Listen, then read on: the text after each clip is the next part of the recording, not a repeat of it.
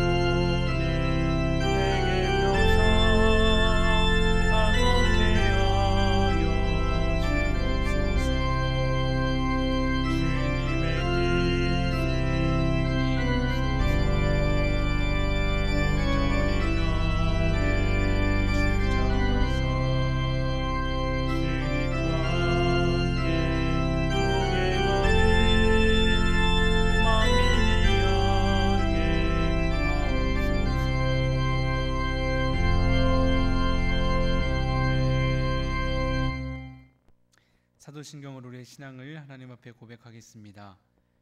전능하사 천지를 만드신 하나님 아버지를 내가 믿사오며 그 외아들 우리 주 예수 그리스도를 믿사오니 이는 성령으로 잉태하사 동정녀 마리아에게 나시고 본디오 빌라도에게 고난을 받으사 십자가에 못 박혀 죽으시고 장사한 지 사흘 만에 죽은 자 가운데서 다시 살아나시며 하늘에 오르사 전능하신 하나님 편에 앉아 계시다가 저리로서 산 자와 죽은 자를 심판하러 오시리라.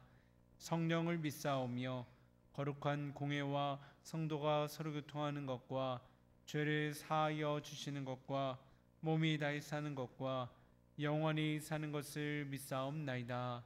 아멘. 찬송가 429장 한 번 더 찬양하시겠습니다. 429장입니다.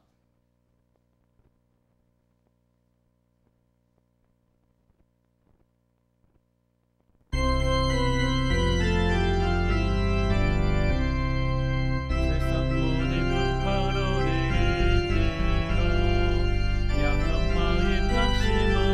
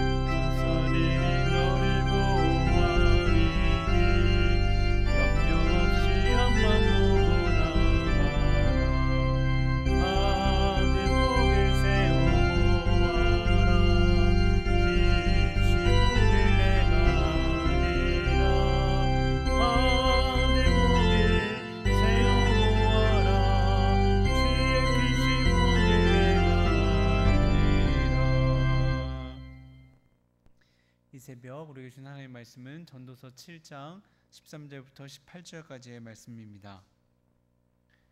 구약성경 전도서 7장 말씀 구약 954쪽에 있습니다.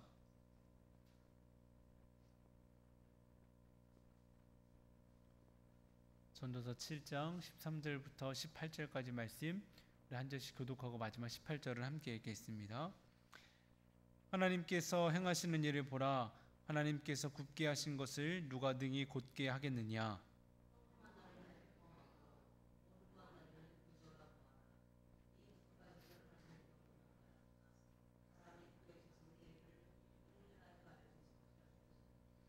내 허무한 날을 사는 동안 내가 그 모든 일을 살펴보았더니 자기의 의로움에도 불구하고 멸망하는 의인이 있고 자기의 악행에도 불구하고 장수하는 악인이 있으니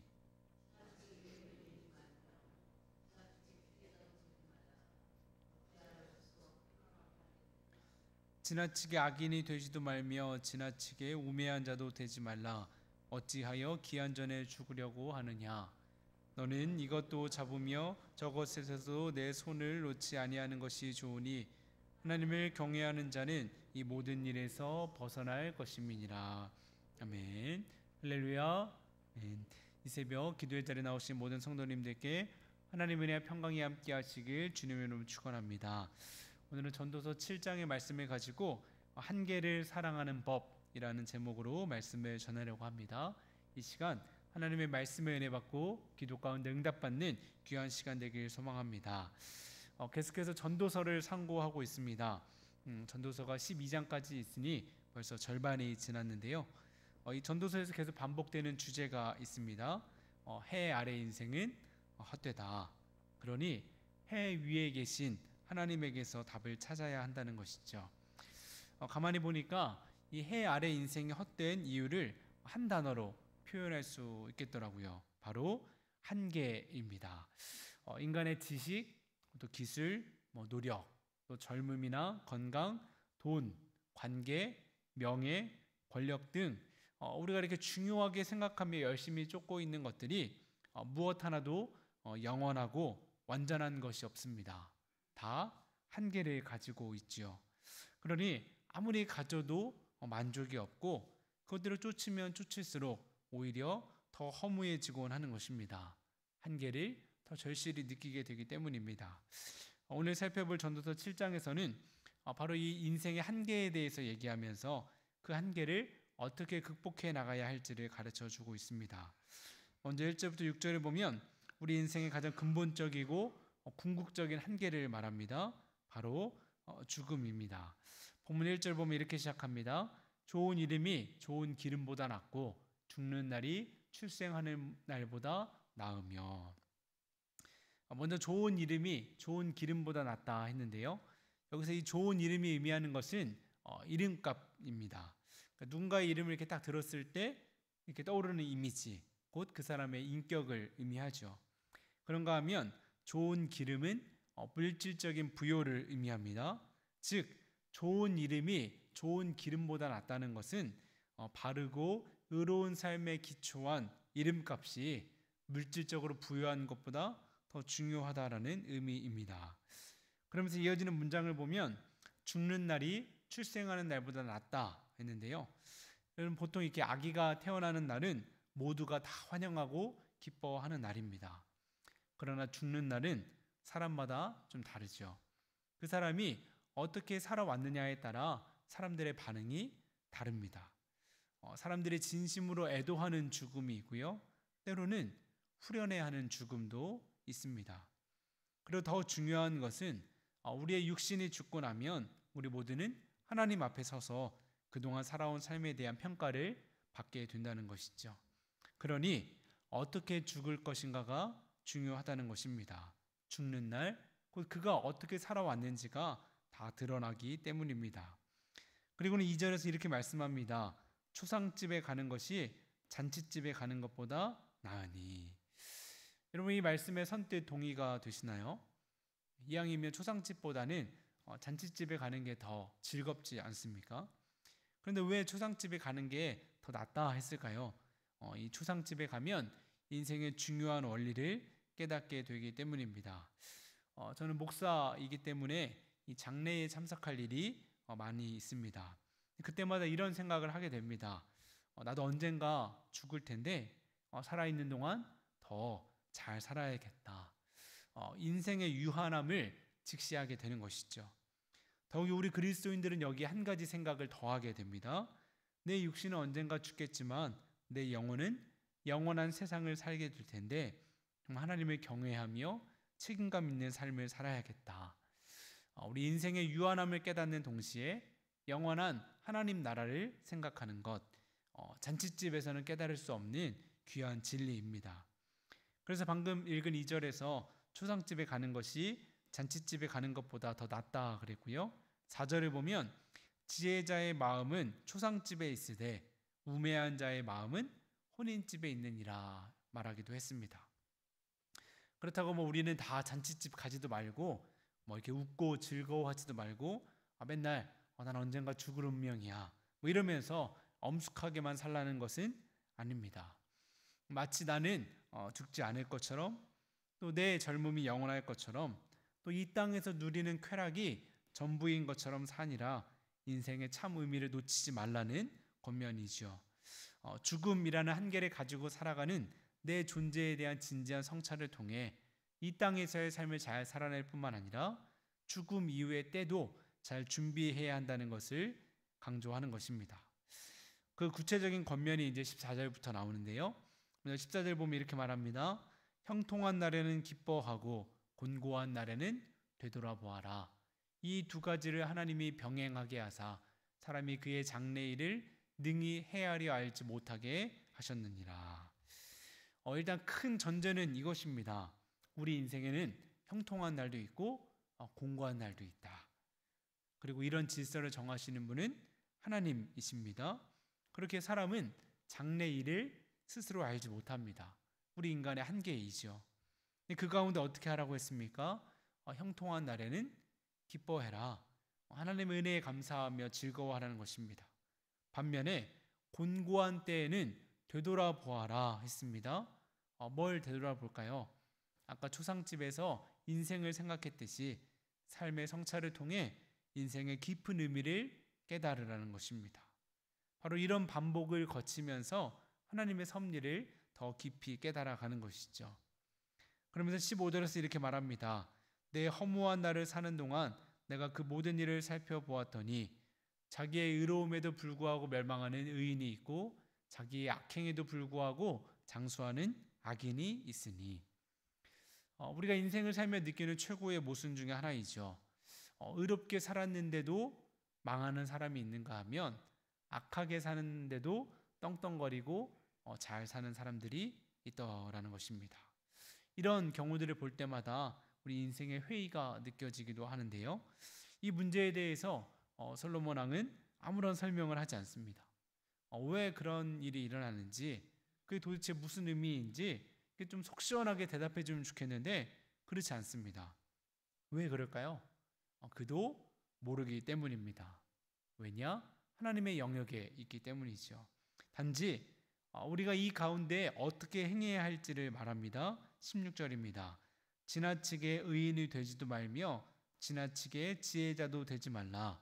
어찌하여 스스로 패망하게 하겠느냐 했습니다. 너무 의롭게 살지도 말고 너무 지혜롭게 살지도 말라는 것이죠. 어차피 의롭고 지혜롭게 살아도 다 망할 수 있으니 그냥 포기하고 대충 살아라 이런 말씀일까요? 그렇지 않습니다. 우리가 의로운 삶을 추구하고 또 지혜로운 삶을 추구하되 우리 인간의 노력은 불완전하다는 것을 꼭 기억하라는 것입니다. 그러니 스스로 너무 의인인 척하지도 말고 스스로 나는 다 안다고 교만하지도 말고 내가 이만큼 노력했으니 이만큼의 보상이 꼭 따라와야 된다 그렇게 기대하지도 말아라. 그것은 스스로를 망치는 길이다 라는 것이죠. 그런가 하면 17절에서는 이렇게 말합니다. 지나치게 악인이 되지도 말며 지나치게 우매한 자도 되지 말라. 어찌하여 기한 전에 죽으려고 하느냐.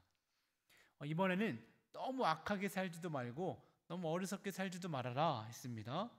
아까 얘기한 것처럼 우리 인간의 노력으로는 완전한 의와 지혜에 이를 수 없으니 어차피 못할 거 그냥 포기하고 우리도 남들처럼 좀 악하게, 남들처럼 좀 적당히 어리석게 살아라, 이런 말씀일까요?